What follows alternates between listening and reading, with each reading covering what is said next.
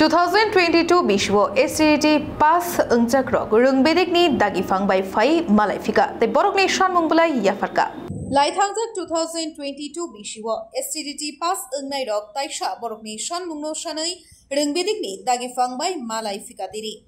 Bishik Thamni Ulobo Mungshaya Prinahar Jakli Ahini Shaka STT Qualify Engnairok Borokni Shanmungka Dakti STT Result Shaklai Bukja Ajrok Thaino Shupungna Engthung Hasti Montreokra Shamanikok Haikeno Tongmani Bukja Thairokno Dakti Shupungjakna Engthung Hini Shanlaika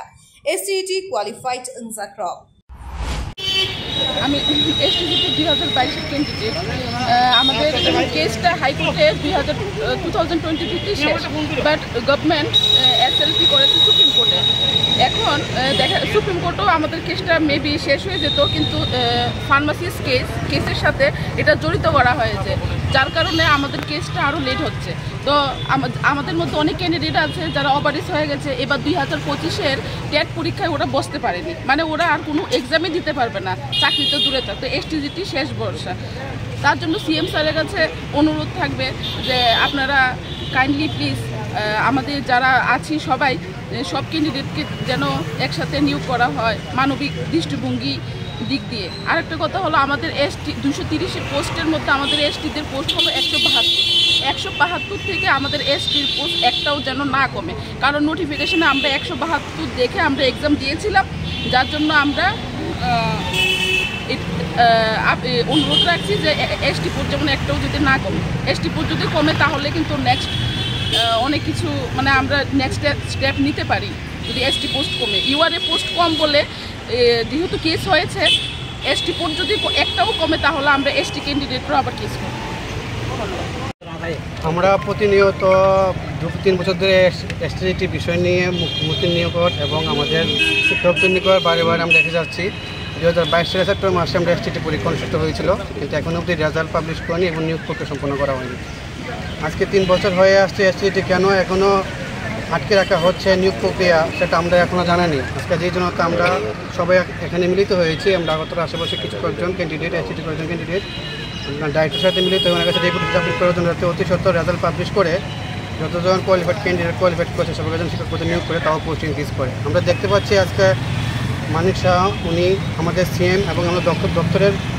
শিক্ষামন্ত্রীও বটে তো sir সমস্ত দপ্তরের যত নিয়োগ প্রক্রিয়াগুলো সেগুলো সম্পন্ন করছে কিন্তু এসটিজিটি কাজে নিয়োগ প্রক্রিয়াগুলো এখনও সম্পন্ন করছে না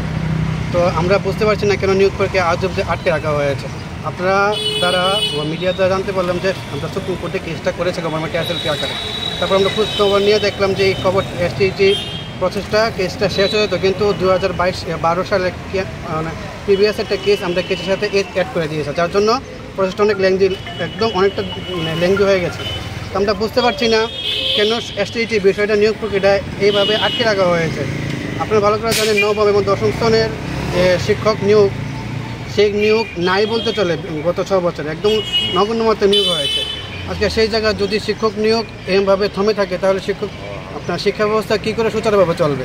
আপনার এই এসটিজিটি নিয়োগ প্রক্রিয়া যেহেতু সম্পন্ন হয়নি যেহেতু কেস আছে তার জন্য এসটিজিটি নতুন এক্সাম এসটিপিজিটির নতুন এক্সাম সব আটকে আছে কোনো নিয়োগ প্রক্রিয়া সম্পন্ন করা হচ্ছে না আজকে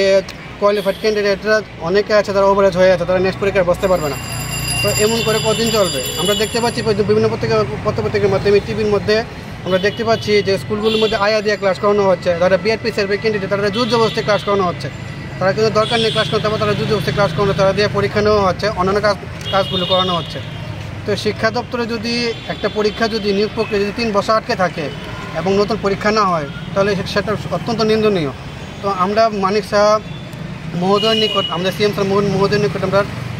শিক্ষামন্ত্রী মহোদয়ের নিকট আমরা বারংবার আবেদন করেছিলাম যাতে মানবিক দৃষ্টিভঙ্গি দিক দিয়ে তারা বিষয়গুলো দেখে এবং এসটিজিটি নিয়োগ প্রক্রিয়াতে মানে অতি দ্রুত সহিত সম্পন্ন করে কিন্তু সেটা হচ্ছে না আমরা জানি না কেন সেটা হচ্ছে না সেটার পিছনে কী কারণ আছে কিন্তু এটা একটা কঠোর সত্য যে আজকে 3 বছর হয়ে আসছে এসটিজিটি পরীক্ষা হয়েছিল 2022 সেপ্টেম্বরে এখন অবধি না রেজাল্ট পাবলিশ হয়েছে না নিয়োগ প্রক্রিয়া সম্পন্ন করা হয়েছে তো আমরা বুঝতে পারছি না যে এটা কীভাবে এতদিন মানে জন্য দেরি করা হচ্ছে কেন আটকে রাখা হচ্ছে আমরা বারংবার এখন কোথায় এলেন আমরা এখন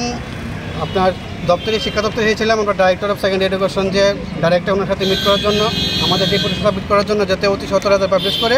যতজন কোয়ালিফাইড ক্যান্ডিডেট আছে সবাইকে শিক্ষক পদে নিয়োগ করে। কতজন আছে? Bureau report, খুমপই।